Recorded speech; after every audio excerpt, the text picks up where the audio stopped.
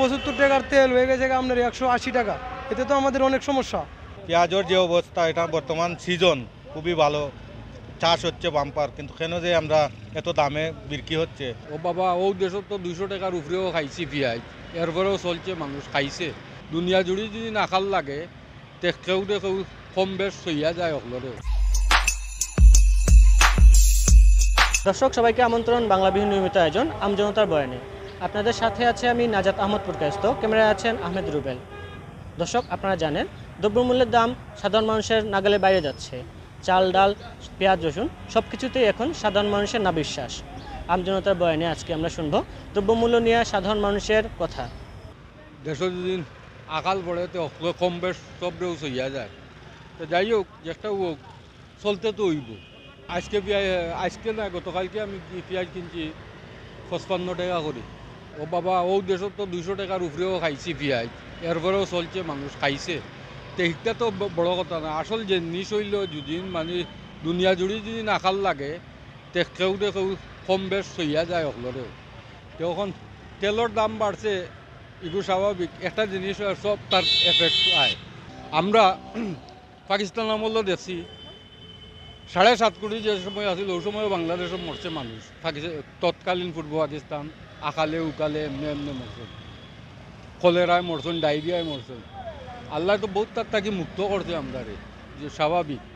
কখন ধৈর্য ধরে চলা লাগে, যে কোনো জিনিসও আঙ্গাজ করা লাগে, ওই উল্লাস করি দেশের ক্ষতি করিয়া লাভ নাই। ওয়ার্ল্ডও কিল্লা চলে, সারা বিশ্বে কিল্লা চলে। এই যে করোনা মহামারী গেছে, এই সময় তো কইছে কেউ কইছে মরি যাব, আকাল লাগিব, বাংলাদেশের সব মরি যার। ওই যে লকডাউন দিছে, আল্লাহ তো বহাল তবিয়তে রাখছে রে বাবা। তা আল্লাহর কাছে একটা শুক্রিয়া করি। আমি কাটাকাটি মারামারি করিয়া লাভবান হইতে পারেন নাই। একগুলো লাভবান হইব, একগুলো ক্ষতি হইব, যার যায় হে বুঝে। আজকের যে বাজারের যে অবস্থা অত্যন্ত করুণ। আমরা সাধারণ মানুষটা খাওয়া খুবই কষ্টকর হয়ে দাঁড়ায়।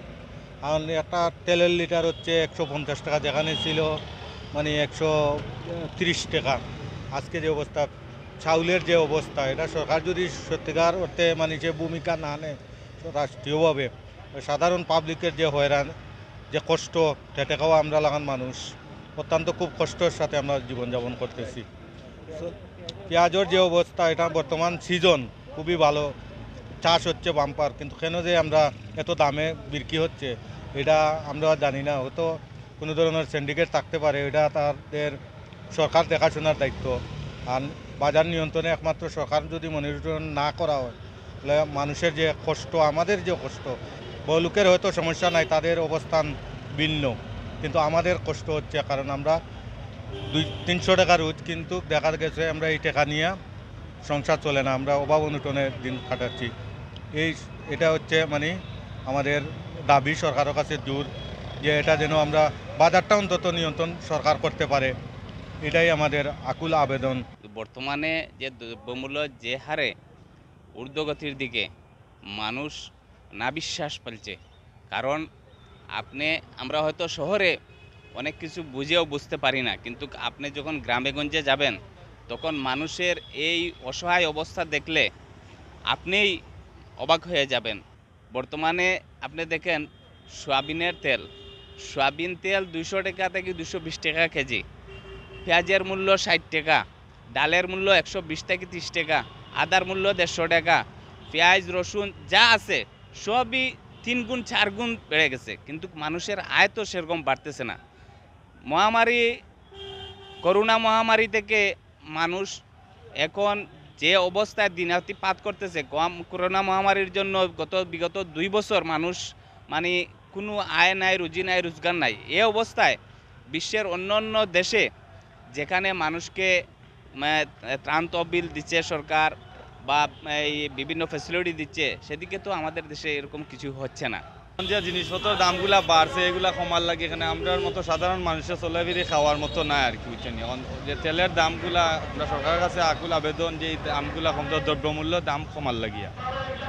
আর আমরা যে রুজির ইনকাম দিয়ে আমরা ফ্যামিলি চালাইতাম পারি না। বর্তমানে আমরা যারা মধ্যবিত্ত ফ্যামিলির মানুষ আছি, তো আমরা বিশেষ করে আমরা মাননীয় প্রধানমন্ত্রীর কাছে বা আমরা যে বড় বড় মন্ত্রী মিনিস্টার কাছে আকুল আবেদন যে আমরা এই দ্রব্যমূল্যর দামটা কমাইয়া দেওয়ার লাগিয়া। খাদ্যমূল্য সব কিছুর দাম বাড়ছে, তেলের দাম বাড়ছে। 75 টাকার তেল হয়ে গেছে আপনার 180 টাকা। এতে তো আমাদের অনেক সমস্যা কিনতে, কারণ ইনকাম তো কম। এই সমস্যা সমাধানের জন্য তো দাম কমানোর দরকার। সব পণ্যের দাম বাড়ছে, যেমন পেঁয়াজের দাম অনেকটা বাইরে গেছে ইদানিং, তেলের দাম বাইরে গেছে, ধানের চাউলের দাম বাইরে গেছে, দাম কমানোর দরকার। দর্শক, আমজনতার বয়ান আজকে এখানে শেষ করছি। আগামী পর্বে আবার দেখা হবে। ততক্ষণ সবাই ভালো থাকুন, সুস্থ থাকুন, বাংলাদেশের সাথেই থাকুন।